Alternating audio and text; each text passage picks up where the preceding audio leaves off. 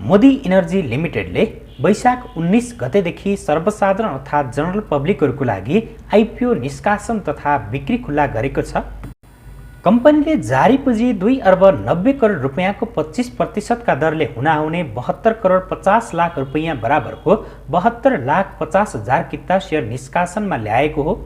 यस कम्पनीले निष्कासन गरेको आइपिओमा हामीले वैशाखको 24 गतेसम्म आवेदन दिन सकिनेछ भने त्यो अवधिसम्ममा माग अनुसार पर्याप्त आवेदन नपरेमा जेठ 2 गतेसम्म आवेदन दिन सकिनेछ। कम्पनीको आइपिओमा इच्छुक लगानीकर्ताहरूले प्रति किता 100 रुपैयाँ अंकित दरले न्यूनतम 10 किता र सोभन्दा बढीको लागि 10 अङ्कले भाग जाने संख्यामा अधिकतम 1 लाख कितासम्मको लागि आवेदन दिन सकिनेछ। कम्पनीको आइपिओमा नेपाल धितोपत्र बोर्डबाट स्वीकृति प्राप्त गरेका सम्पूर्ण आसपास सदस्य बैंक, वित्तीय संस्था र तोकिएका शाखा कार्यालयहरूबाट आवेदन दिन सकिनेछ भने सिडिएससीले सञ्चालन गरिरहेको मेरो शेयर मोबाइल एपबाट पनि आवेदन दिन सकिनेछ। कम्पनीको धितोपत्र निष्कासन तथा बिक्री प्रबन्धकको रूपमा सनराइज क्यापिटल लिमिटेड रहेको छ भने प्रत्याभूतिकर्तामा एनआइबिएलएस क्यापिटल लिमिटेड रहेको छ। आइपिओ निष्कासन गर्न गराएको रेटिङमा क्रेडिट रेटिङ संस्था इन्फोमेरिक्स क्रेडिट रेटिङ्स नेपालले यो कम्पनीलाई आइआरएल BB+IS रेटिङ प्रदान गरेको छ अनि यसले कम्पनीको वित्तीय दायित्व वहन गर्ने क्षमतामा औसत जोखिम रहेको सङ्केत गर्ने गर्दछ भने यो रेटिङको अवधि 2080 पुस 4 गतेसम्म रहनेछ।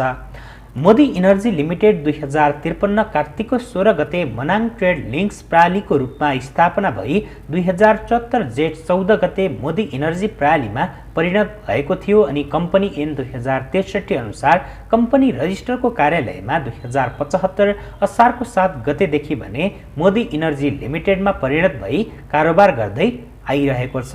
कम्पनीको रजिस्टर कार्यालय काठमाडौँ महानगरपालिका वडा नम्बर 10 दिल्ली बजारमा रहेको छ भने कम्पनीको जलविद्युत उत्पादन केन्द्र भने पर्वतको तल्लो मोदी खोलामा रहेको छ अनि कम्पनीले पर्वतको कुस्मा नगरपालिका वडा नम्बर 8 मा रहेको तल्लो मोदी खोलामा 20 मेगावाट क्षमताको तल्लो मोदी खोला जलविद्युत आयोजना निर्माण गरी 2078 असोजको 14 गतेदेखि व्यावसायिक उत्पादन गर्दै आइरहेको छ। यस आयोजनाको कुल लागत 6 अर्ब 20 करोड रुपैयाँ रहेको छ भने प्रति मेगावाट लागत 31 करोड 3 लाख रुपैयाँ रहेको छ अनि आयोजनाको साधारणतर्फ लगानी फिर्ता हुने अवधि 12.11 वर्ष रहेको छ भने डिस्काउन्टमा लगानी फिर्ता हुने अवधि 17.04 वर्ष रहेको छ अनि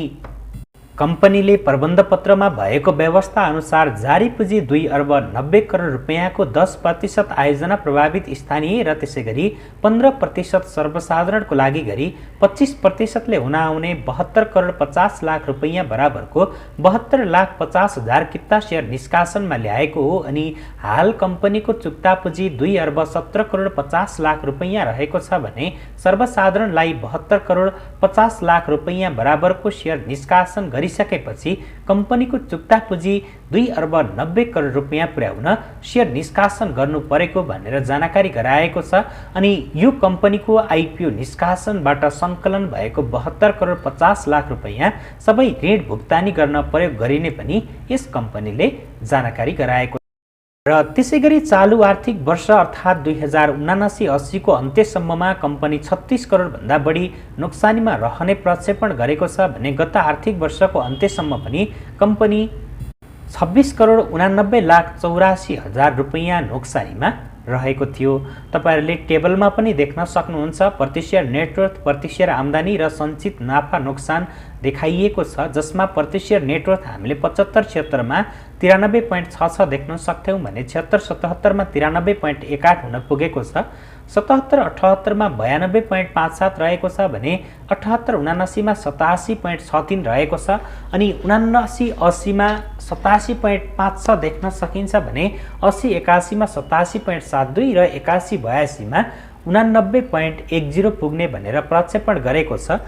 81-82 सम्म पुग्दै गर्दा पनि कम्पनी 79.10 हुने भनेको कम्पनीको प्रति शेयर नेटवर्थ 100 पनि नपुग्ने भनेर बुझ्न सकिन्छ अनि प्रति शेयर आम्दानी पनि हामीले हेर्ने हो भने 81-82 सम्म पुग्ने बेलामा मात्रै 1.38 अर्निङ पर सेयर रहने भनेर प्रक्षेपण गरेको छ र 80-81 मा 0.15 हुने भनेर प्रक्षेपण गरेको छ भने आर्थिक वर्ष 79-80 मा -3.45 अनि अपरिष्कृत वित्तीय विवरण अनुसार 15.21 माइनसमा यसको अर्निङ पर सेयर रहेको छ र त्यसैगरी चालु आर्थिक वर्षमा हामीले प्रति सेयर आम्दानी 3 रुपैयाँ 45 पैसा ऋणात्मक हुने अनुमान यो कम्पनीले गरेको देख्न सकिन्छ। अब कुनै पनि कम्पनीले गरेको प्रक्षेपित वित्तीय जुन विवरण रहेको हुन्छ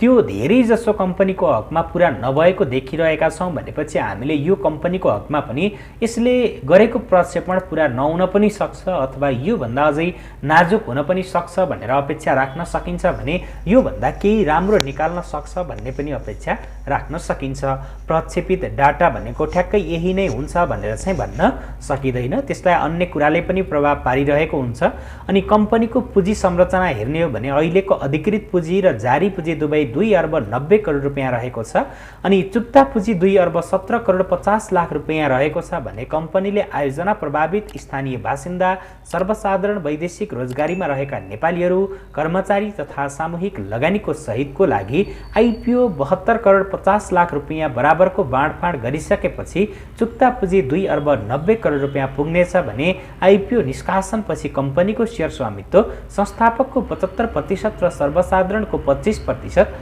कायम रहनेछ। र त्यसैगरी कम्पनीको दोस्रो बजारमा पहिलो कारोबार हुँदै गर्दा नेप्सेले यो कम्पनीलाई यसको आर्थिक वर्ष 2077-78 को प्रति सेयर नेटवर्थको आधारमा ओपनिङ रेन्ज दिनेछ अनि त्यसअनुसार हामीले न्यूनतम 92 रुपैयाँ 57 पैसादेखि अधिकतम त्यसको 3 गुणा अर्थात् 277 रुपैयाँ 71 पैसासम्मको ओपनिङ रेन्ज चाहिँ पाउन सक्ने देख्न सकिन्छ। अब यो अनुसार हामीले हेर्छौं भने कम्पनी यदि 277 मा खुल्यो भनेदेखि चाहिँ पहिलो दिन नै लगभग ठूलो मात्रामा सप्लाई आउन सक्ने सम्भावना देखिएको छ, किनकि म्युचुअल फन्डहरूले पछिल्लो समय भारी मात्रामा आइपिओ बिक्री गरिरहेका हुन्छन्, किनकि उनीहरूले 100 रुपैयाँमा पाएको सेयर 277 मा पुग्दै गर्दा 177 भन्दा बढी प्रफिट आइसकेपछि पक्कै पनि उनीहरूले प्रफिट बुक गर्नेवाला छन्। त्यसकारणले गर्दा पनि हामीले यसमा पनि ठूलै प्रफिट बुक चाहिँ आएको देख्न पाउनेवाला छौं। अब अहिलेको अनुसार हामीले हेर्छौं भने कम्पनीको फन्डामेन्टल त्यति उत्कृष्ट देखिएको छैन। कम्पनीको प्रति मेगावाट लागत खर्च नै 31 करोड हाराहारीमा रहेको छ भनेपछि यो किसिमको जलविद्युत कम्पनी अथवा 20 मेगावाटको जलविद्युत कम्पनीको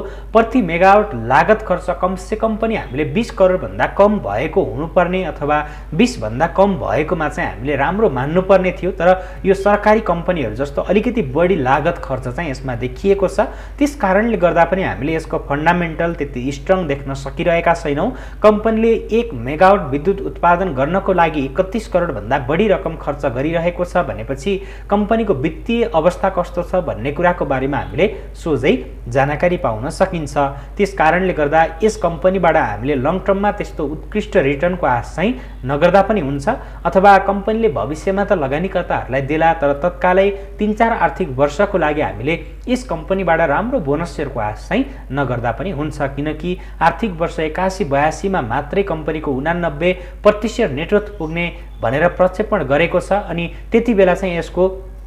हामीले चाहिँ सञ्चित नाफा नोक्सान हेर्ने हो भने त्यति बेला पनि कम्पनी नोक्सानमै रहने जानकारी गराएको छ भनेपछि पहिला यो कम्पनीले आफ्नो नाफा सञ्चित गर्नु पर्यो, रिजर्भ प्लसमा ल्याउनु पर्यो अनि रिजर्भ प्लसमा ल्याइसकेपछि कम्पनीको प्रति सेयर नेटवर्थ पनि हामीले चाहिँ 100 भन्दा माथि गएको देख्नु पर्यो अनि त्यसपछाडी मात्रै कम्पनीले बोनस सेयर वितरण गर्न सक्छ। र यो अनुसार हामीले हेर्ने हो भने कम्पनीले आगामी 2-3 आर्थिक वर्षसम्म लगानीकर्ताहरूलाई बोनस सेयर वितरण गर्ने सम्भावना चाहिँ छैन भन्दा पनि हुन्छ। अब यस आधारमा तपाईहरुले राम्रो रिटर्न खोज्नुहुन्छ, राम्रो प्रफिट खोज्नुहुन्छ भने तपाईहरुले राम्रो मूल्य पाएको बेलामा यो कम्पनीको सेयरलाई बिक्री गरेर अन्य कुनै कम्पनीमा चाहिँ शिफ्ट हुन पनि सक्नुहुन्छ। र अब कम्पनीको वित्तीय अवस्था राम्रो नभए पनि हामीले यस कम्पनीको आइपिओमा आवेदन भने दिनुपर्छ, किनकि पछिल्लो समय हामीले सबै कम्पनीहरुको आइपिओमा प्रफिट नै लिँदै आइरहेका छौं। यदि यस कम्पनीको पनि हामीले 10 किता सेयर आवेदन दिएर यदि हामीलाई परिहाल्यो र हामीले 300 को रेन्जसम्म बिक्री गर्न पाइयो भने पनि हामीलाई करिब 2000 रुपैयाँ प्रफिट निस्किनेछ। त्यसकारणले गर्दा पनि तपाईहरुले यस कम्पनीको आइपिओमा आवेदन दिन भने नछाड्नु होला र आवेदन दिएपछि तपाईहरुले यदि आफुलाई पर्यो भने तपाईहरुले त्यही अनुसार चाहिँ आफ्नो डिसिजन गराएर बस्न सक्नुहुन्छ कि तपाईहरुले तत्कालै राम्रो मूल्य पाएको बेलामा बिक्री गर्नु पर्यो? होइन, अब राम्रो मूल्य होइन, अझै पनि कम्पनीको शेयर मूल्य बढ्न सक्छ भन्ने तपाईहरुलाई आश लाग्छ भने तपाईहरुले आगामी बुलसम्म वेट गरेर जब मार्केटले नयाँ नयाँ रेकर्डहरु गराइरहेको हुन्छ त्यो अवस्थामा तपाईहरुले आफ्नो प्रफिटलाई चाहिँ के गर्न सक्नुहुन्छ त बुक गर्न सक्नुहुन्छ। र साथीहरु, आजको लागि भिडियो यति नै रहेको छ। अनि यो मोदी इनर्जीको बारेमा गराएको भिडियो तपाईहरुलाई कस्तो लाग्यो? जस्तो लाग्यो त्यस्तै प्रतिक्रिया दिन नभुल्नु होला। अनि यस्तै विषयवस्तुमा आधारित भिडियोहरु हेर्नको लागि हाम्रो च्यानललाई सब्स्क्राइब गरी साइडमा रहेको बेल आइकनलाई पनि क्लिक गर्न नभुल्नु होला र जाँदा जाँदै भिडियोलाई एक लाइक पनि गरिदिनु होला है त।